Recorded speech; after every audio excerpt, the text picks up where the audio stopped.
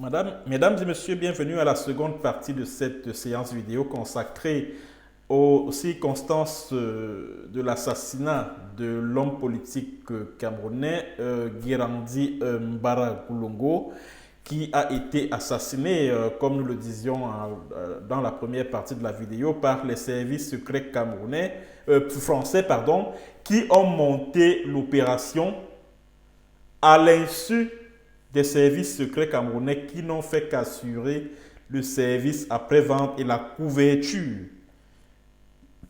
des services secrets français de manière à ce que le gouvernement français, au cas où des organismes de défense des droits de l'homme décident de chercher à mener des enquêtes et à poursuivre d'éventuels auteurs, que le gouvernement français n'ait pas à répondre de cette disparition forcée. Alors, nous en étions donc au niveau de la première partie, à qui est Guérandi Mbara et qui a tué Guérandi Mbara. Et nous vous avons dit qu'il s'agit bel et bien de l'œuvre des services secrets français, de la Direction générale de la sécurité extérieure, la DGSE. C'est donc ce service-là qui a monté l'opération qui visait à assassiner Guérandi Mbara. Et l'opération, les préliminaires, ou si vous voulez, le processus ayant conduit à l'assassinat de Guérandi Mbara s'est déclenché début 2009. Et c'est en 2011 que véritablement l'opération Homo, parce que c'est comme ça que cette opération a été baptisée, ayant conduit à l'assassinat de Guérandi, l'opération Homo s'est véritablement déclenchée en 2011, après l'assassinat de Muammar Kadhafi. Alors, pourquoi la France a tué Guérandi Mbara? En 2009 donc, à l'époque, celui qui était président de la République en France s'appelle Nicolas Sarkozy. Nicolas Sarkozy veut signer un contrat, comment on appelle ça? Veut signer des accords, de coopération militaire avec la Côte d'Ivoire. Mais Laurent Gbagbo est réticent, il refuse de céder sur certaines clauses de ces accords. Maintenant, Sarkozy cherche donc à tout faire pour le dégommer, pour l'éliminer politiquement et tout, pour le neutraliser, l'anéantir et tout. Bon, maintenant, Guérandi Mbara, en tant que géostratège militaire, comme je vous l'ai expliqué dans la première partie de la vidéo, il a fait sciences politiques, il a même été enseignant en relations internationales, notamment dans des domaines tels que la géopolitique et la géostratégie. Guérandi Mbara a eu à former, aux côtés des officiers supérieurs français, des rebelles, c'est-à-dire que la rébellion ivoirienne, là, dont les forces nouvelles, là, qui ont renversé Laurent Gbagbo en 2011, là, c'est Guérandi qui les a formés. C'est Guérandi qui les a formés aux côtés des officiers supérieurs français. Donc c'est quelqu'un qui avait accès à beaucoup d'informations compromettantes sur les relations incestueuses entre la France et l'Afrique. En tant qu'homme de main de Blaise Compaoré, en tant que militaire, en tant qu'instructeur. Donc c'est lui qui a formé la rébellion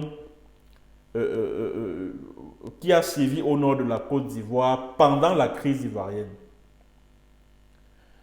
Et au domicile de Guérandi Mbara, qui était situé au niveau du Conseil de l'Entente. Le Conseil de l'Entente, pour ceux qui aimeraient bien se rendre à Ouagadougou, alors pour tous ceux qui connaissent Ouagadougou, bon, moi j'ai été à Ouagadougou, je sais de quoi je parle. Le Conseil de l'Entente est juste à côté du mémorial de Thomas Sankara, donc juste en face du ministère des Relations extérieures. C'est là où se trouve le Conseil de l'Entente et c'est là où Guérandi Mbara habitait. Et à son domicile, il recevait les chefs rebelles. Guillaume Soro il était très proche de Guillaume Soro. Il recevait souvent Laurent Gbagbo chez lui à domicile. Il recevait d'autres chefs rebelles dans l'Afrique de l'Ouest, tels que Charles Taylor du Libéria et Fodé Sanko de la Sierra Leone. Bon, maintenant, comme je le disais, Nicolas Sarkozy veut donc dégager Laurent Gbagbo. Et il veut chasser Muammar Kadhafi. Parce que Muammar Kadhafi a un projet, c'est d'instaurer les États-Unis d'Afrique. Or, dans le projet politique de Guérandi Mbara, la création des États-Unis d'Afrique fait partie, figure dans ce projet politique-là. Voilà pourquoi Guérandi Mbara, lorsque la France décide d'intervenir, de lancer une offensive militaire en Côte d'Ivoire et en Libye, Guérandi Mbara s'oppose vigoureusement à cette initiative parce qu'il était également très lié à Muammar Kadhafi. Il était très lié à Muammar Kadhafi. Voilà pourquoi la France a donc décidé d'avoir sa tête. Parce que la France, les autorités françaises, parce que Guérandi maîtrisait très bien tous les coins et recoins de ce qu'on appelle France-Afrique là. Puisqu'il avait souvent l'habitude, au nom du président du Burkina Faso de l'époque, Blaise Compaoré, dont il était l'homme de main. Donc il avait accès à beaucoup de secrets de la politique française en Afrique. Voilà pourquoi à partir du moment où il s'oppose à l'intervention de la France en Côte d'Ivoire et en Libye, il devient une menace sérieuse parce que la France se dit que bon, s'il commence à montrer une telle opposition vis-à-vis de notre politique, ça veut dire qu'à un moment ou à un autre, il peut être appelé à révéler un certain nombre de secrets. Voilà, à partir de ce moment-là, en 2011, là, Guérandi Mbara était devenu, c'est-à-dire à partir de 2009, 2008-2009, Guérandi Mbara était devenu très encombrant. Un, pour la France. Deux, pour son ami Blaise Compaoré. Donc, quand ils étaient à l'EMIA tous les deux, ils partageaient la même chambre, à l'EMIA de Yaoundé. Compaoré et Guérandi, ils ne s'entendaient pratiquement plus. Ils ne s'entendaient plus. Parce que Compaoré s'est dit que mais, si Guérandi Mbara montre une telle opposition envers la volonté de Nicolas Sarkozy d'intervenir militairement en Côte d'Ivoire et en Libye. Maintenant, la France peut penser que en fait c'est moi. C'est ce que Compaoré se disait, que la France peut penser que en fait c'est moi qui suis contre l'intervention de l'armée française en Côte d'Ivoire et en Libye. Or, la base opérationnelle de l'armée française et des services secrets français de la DGSE dans la sous-région CEDEAO se trouvait où? À Ouagadougou, au Burkina Faso. Et il y a aussi le fait que Guérandi Mbara prenait des positions vis-à-vis du Cameroun, des positions politiques. Donc, il avait un projet politique sur le Cameroun et ça l'embarrassait puisque Compaoré était également très lié à Paul Biya du Cameroun. Et il y a également qu'en 2011, début 2011, il y a eu un soulèvement au sein de la garde présidentielle du Burkina Faso. Et certains membres du cercle très restreint, certains membres du clan Compaoré soupçonnaient Guérandi d'être derrière cette tentative de coup d'État. Voilà donc pourquoi Guérandi Mbara a été capturé et tué par les services secrets français parce qu'il était devenu une menace pour les intérêts de la France, puisque s'étant opposé à l'intervention militaire de la France en Libye et en Côte d'Ivoire. Il était proche de Laurent Gbagbo, il était ami à Laurent Gbagbo, il était ami avec Kadhafi, Muammar Kadhafi, dont il partageait la même vision de l'Afrique, la vision d'une Afrique unie, des États-Unis d'Afrique, puisque, comme je vous le disais, ça faisait partie du projet politique de Guérandi. La France s'étant rendu compte qu'à tout moment, il peut être appelé à vider son sac, à révéler un certain nombre de nos secrets, il faut le liquider. C'est donc dans ces conditions-là que Guérandi Mbara est tué.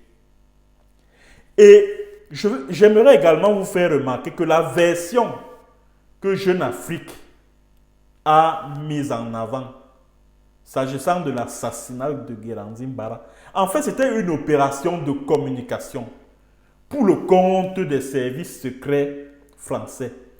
En fait, l'objectif de cet article-là, c'était de faire croire que non, ce sont les services secrets camerounais, puisque l'objectif de la DGRE, de la DGSE, donc les services secrets français, c'était de brouiller les pistes.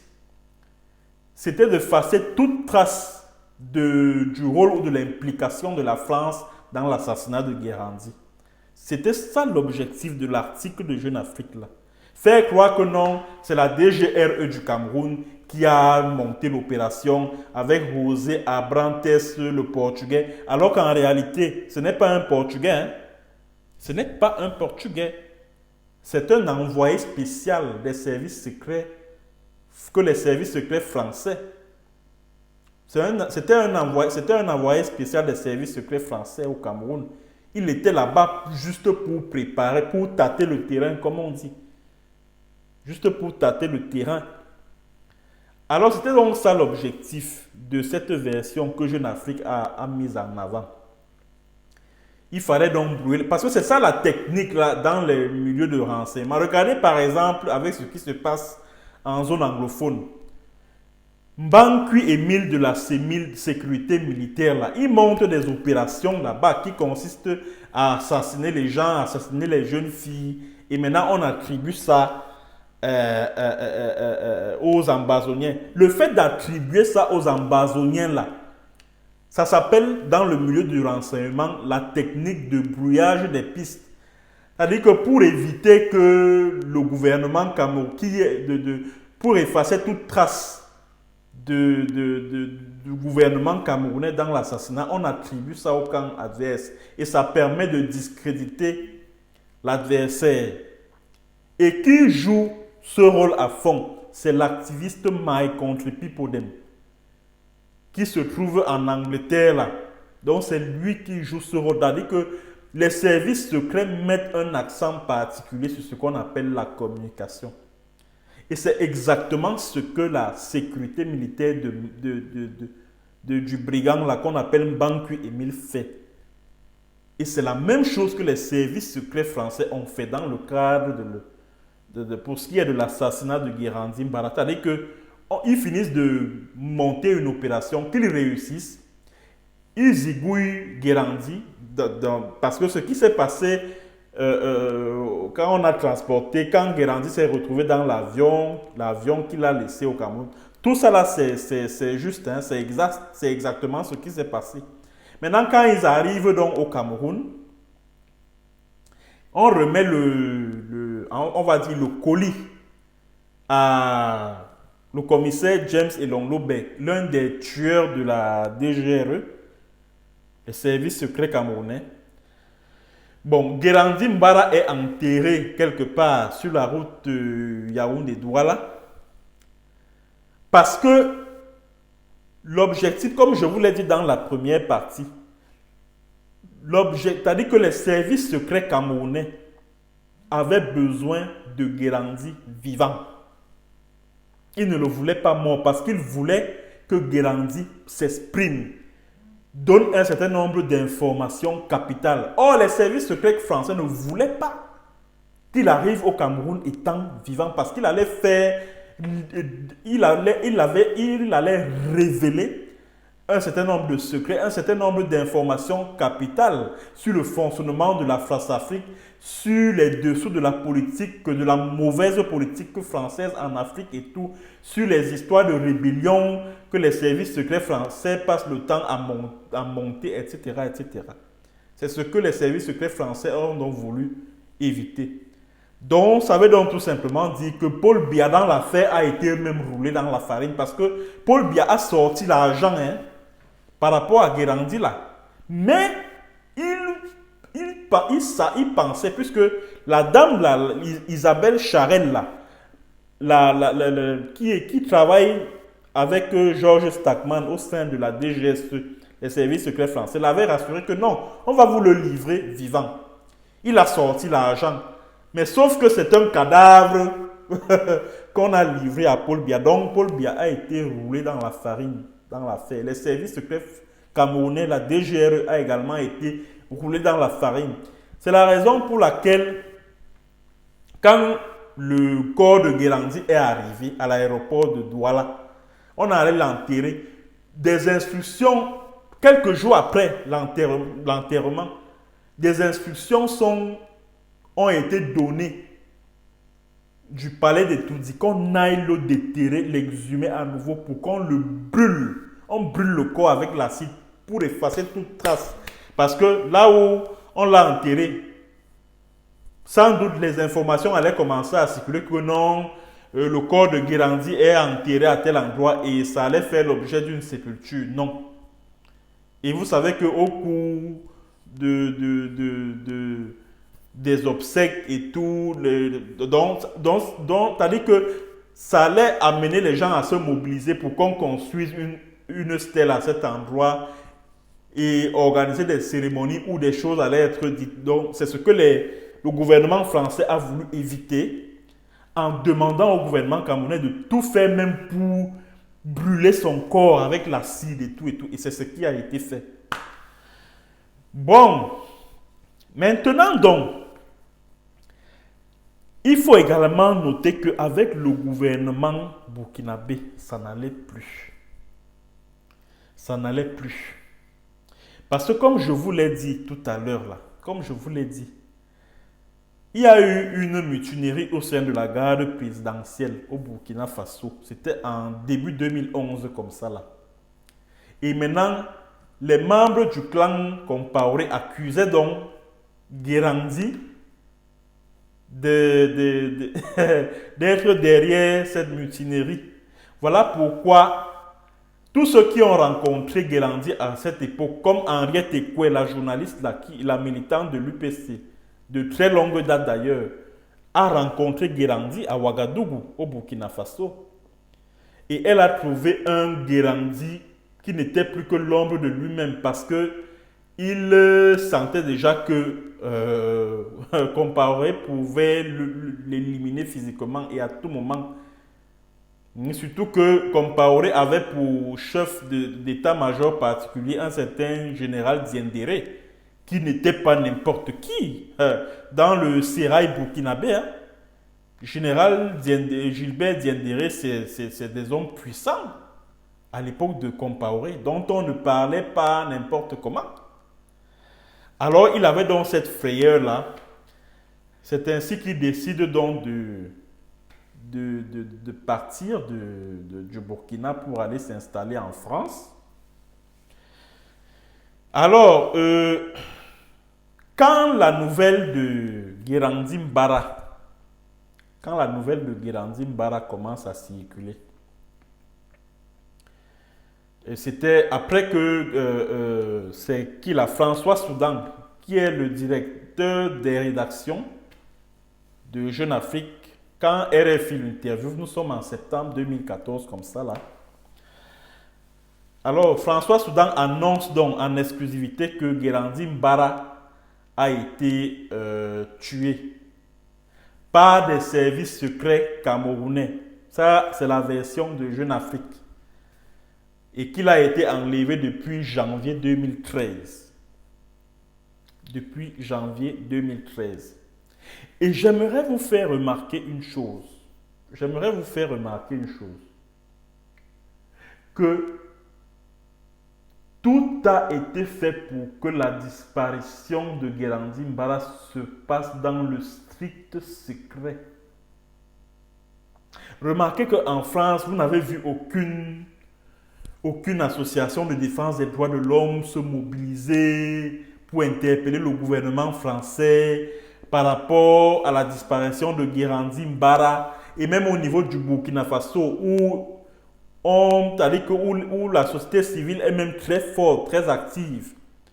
Il n'y a pas eu de mobilisation. Même le gouvernement burkinabé n'a même jamais émis ne serait-ce qu'un communiqué ou je ne sais trop quoi pour se plaindre de la disparition de Guérandi. Non. Non.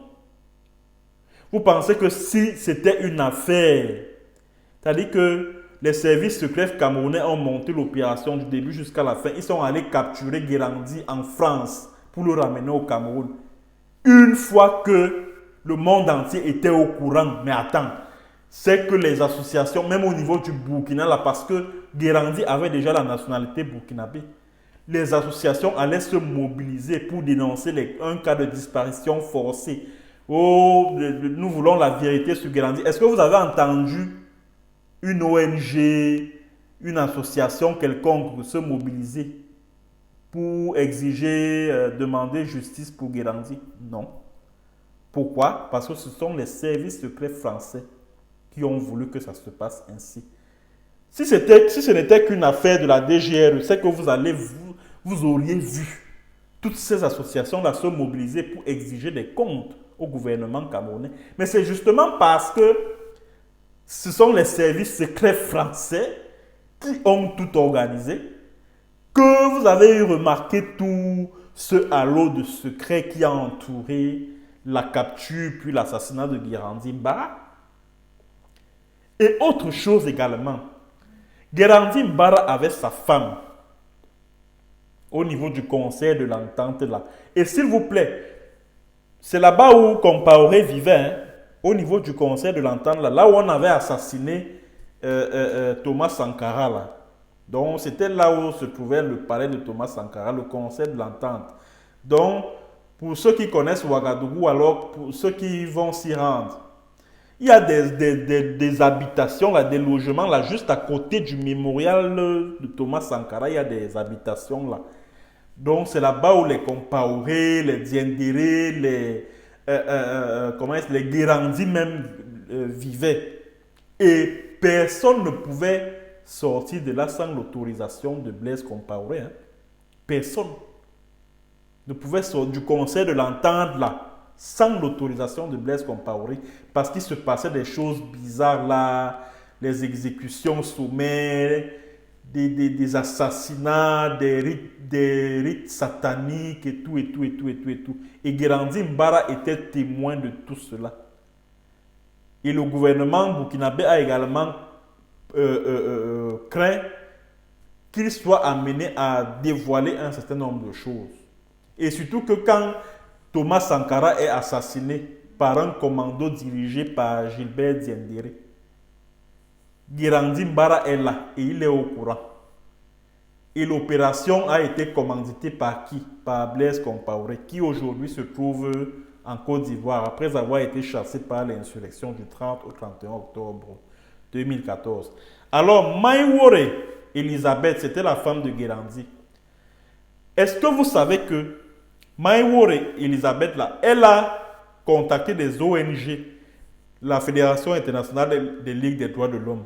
Donc, quand elle n'avait plus de nouvelles de son mari, là, après janvier 2013, elle a mobilisé les associations, elle a même écrit au gouvernement burkinabé pour chercher à savoir où est passé son mari. Depuis un certain temps, elle n'a plus de nouvelles de lui, qu'est-ce qui s'est passé, et patati et patata. C'est Gilbert Diendéré, l'homme fort du pouvoir burkinabé. C'est Gilbert Diendéré qui dit à la femme de Guérandi que pardon, ne parle plus jamais de ça. Ne parle plus jamais de ça. Ne parle plus jamais de ça. Et vous pensez que si la capture, si l'assassinat de Guérandi Mbara n'était que l'affaire des services secrets camerounais, Gilbert Diendéré aurait eu besoin de dire cela à l'épouse de Guérandi, alors que Guérandi était un officiel burkinabé, naturalisé burkinabé, homme de main de Compaoré, son conseiller spécial? Non. Ça veut dire que l'assassinat de Guérandi Mbara s'est passé entre les services secrets français et les services et le gouvernement burkinabé, et les services secrets camerounais n'ont assuré que le service après-vente. Et quand la femme de Guérandi Mbara est morte, le 1er août 2017, dans des circonstances assez mystérieuses, hein, parce que beaucoup de gens disent que, bon, comme elle avait déjà beaucoup de secrets dans le ventre, à tout moment, elle pouvait être appelée à vomir ça. Et puis, bon, voilà pourquoi elle a disparu dans des circonstances assez mystérieuses.